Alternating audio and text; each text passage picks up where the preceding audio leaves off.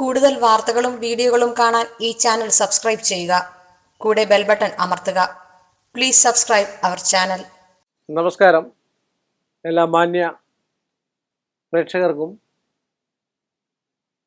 ജ്യോതിഷ വിശ്വാസികൾക്കും എന്നെ ഇഷ്ടപ്പെടുന്നവർക്കും ഏഷ്യ ലൈവ് TV-യിലേക്ക് ഈ എളിയ മനുഷ്യൻ്റെ ചെറിയ എപ്പിസോഡിലേക്ക് നിസ്സീമമായ സ്വാഗതം.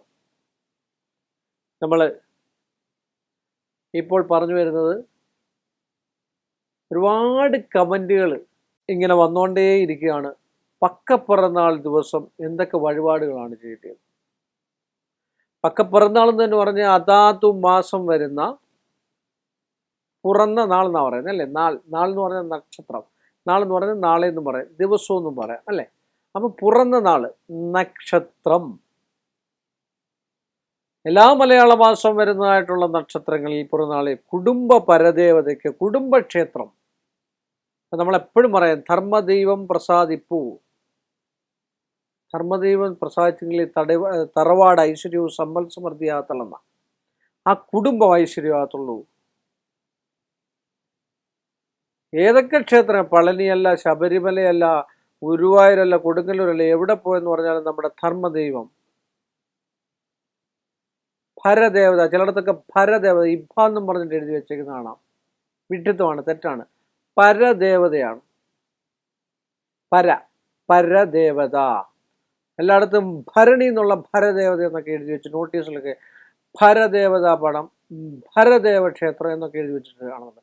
അത് തെറ്റാണ്. പരദേവത എന്നാണ് പറയപ്പെടുന്നത്. ആ പരദേവതയെ നമ്മൾ കണ്ടുപിടിച്ച് എന്താണ് പരദേവത എന്ന് പറയുന്നത് വെച്ചാൽ നമ്മുടെ മൂലകുടുംബത്തിൽ അച്ഛനപ്പൂപ്പന്മാർ വഴിപാട് കഴിച്ച് അവിടെ സായത്വമാക്കി അവരുടെ ജന്മാവകാശം വഹിക്കുന്നതായിട്ടുള്ള ക്ഷേത്രമാണ് പരദേവത. അപ്പോൾ പക്കപ്പിറന്ന ആളുകൾ പരദേവതയിൽ ദക്ഷിണ വയ്ക്കുക, വസ്ത്രദ്രവ്യ ദാനം നടത്തുക, അവിടെ അന്നദാനം നടത്തുക, നിവേദ്യാദികൾ നടത്തുക. അത് കഴിഞ്ഞതിന് ശേഷം നിങ്ങളുടെ ഇഷ്ടദൈവത്തെ പൂജിക്കുക. ഇപ്പോൾ ഇഷ്ടദൈവം ഹനുമാനെങ്കിൽ ഹനുമാനെ പൂജിക്കുക, ശ്രീകൃഷ്ണനെങ്കിൽ ശ്രീകൃഷ്ണനെ പൂജിക്കുക, ശാസ്താവെങ്കിൽ ശാസ്താവിനെ പൂജിക്കുക, ശ്രീരാമനെങ്കിൽ ശ്രീരാമനെ പൂജിക്കുക. ഇങ്ങനെയൊക്കെ പൂജിച്ച് അവിടെയും പ്രത്യേകം വഴിപാടുകളും കാര്യങ്ങളൊക്കെ നടത്തി അല്പം കൊച്ചു കുട്ടികൾക്കൊക്കെ ഇത്തിരി മധുരം കൊടുക്കുവാണ്. ഈ അനാഥാലയം അതുപോലൊക്കെ ഉള്ളിടത്ത്, അല്ലെ കൊച്ചു കുട്ടികളെ ബാലികാഭവൻ ഇങ്ങനെയൊക്കെ ഉള്ളിടത്ത് ഇച്ചിരി മധുരമോ ഇച്ചിരി വസ്ത്രങ്ങളോ ഒക്കെ ദാനം ചെയ്യുവാണെങ്കിൽ ഏറ്റവും ഉത്തമമാണ്. ചില ആൾക്കാർക്ക് ഓരോന്നോരോന്ന് പറയുന്നുണ്ട്. പ്രായമുള്ളവർക്ക് കമ്പിളി വസ്ത്രങ്ങൾ പിറന്നാൾ ദിനത്തിൽ ദാനം ചെയ്യുക. ഇതൊക്കെ ചെയ്യുന്ന ഏറ്റവും പഴയ കാലത്തൊക്കെ അങ്ങനെ രാജാക്കന്മാരൊക്കെ ദാനധർമാദികൾ ഒരുപാട് ചെയ്തിട്ടുള്ള ആൾക്കാരാണ്. അവർക്ക് അതിൻ്റെതായിട്ടുള്ള ഉയർച്ചയുണ്ടാവും. ഒരു കാര്യം നിങ്ങൾ മനസ്സിലാക്കിക്കൊള്ളുക, ധനം ഉണ്ടാകും തോറും നമുക്ക് വിശ്വാസം ഉണ്ടാകും. നമ്മൾ വിശ്വാസം ഉണ്ടെങ്കിൽ മാത്രമേ വീണ്ടും വീണ്ടും ധനം ഉണ്ടാകത്തുള്ളൂ. എൻ്റെ അനുഭവം കൊണ്ട് ഞാൻ പറയുകയാണ്. കാരണം എൻ്റെ അടുക്കൽ വരുന്ന ആൾക്കാർ മൊത്തവും മാക്സിമം അവർ ഒരു പ്രയോജനവും ഇല്ലാതെ വരില്ല. കാരണം എന്ന് വെച്ചാൽ ഒരു പരിഹാരം ചെയ്യുമ്പോൾ വീണ്ടും അവർക്ക് അടുത്ത പരിഹാരം ചെയ്യുന്നു. ഓരോരോ പരിഹാരം ചെയ്യുമ്പോൾ അവർ സ്റ്റെപ്പ് ബൈ സ്റ്റെപ്പായിട്ട് മുകളിലോട്ട് പോകുന്നതേ ഞാൻ കണ്ടിട്ടുള്ളൂ. താഴോട്ട് പോകുന്ന ഒരാളെയും ഞാൻ കണ്ടിട്ടില്ല. സംശയമില്ലാത്ത കാര്യമാണ്. നമ്മൾ വിശ്വസിച്ച് കഴിഞ്ഞാൽ ഏതൊരു ഭഗവാനും ഏതൊരു ഭഗവതിയും ജ്യോതിഷന്മാരും ഒക്കെ പറയുന്നത് ഈശ്വരകൽപിതമാണ്. ഈശ്വരനെ ഭജിക്കാൻ മാത്രമേ പറയുന്നുള്ളൂ, വേറെ ഒന്നും പറയുന്നില്ല.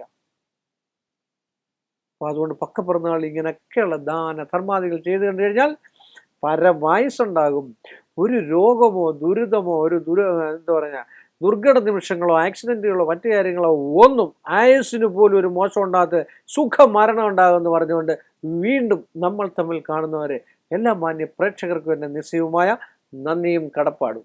കൂടുതൽ വാർത്തകളും വീഡിയോകളും കാണാൻ ഈ ചാനൽ സബ്സ്ക്രൈബ് ചെയ്യുക.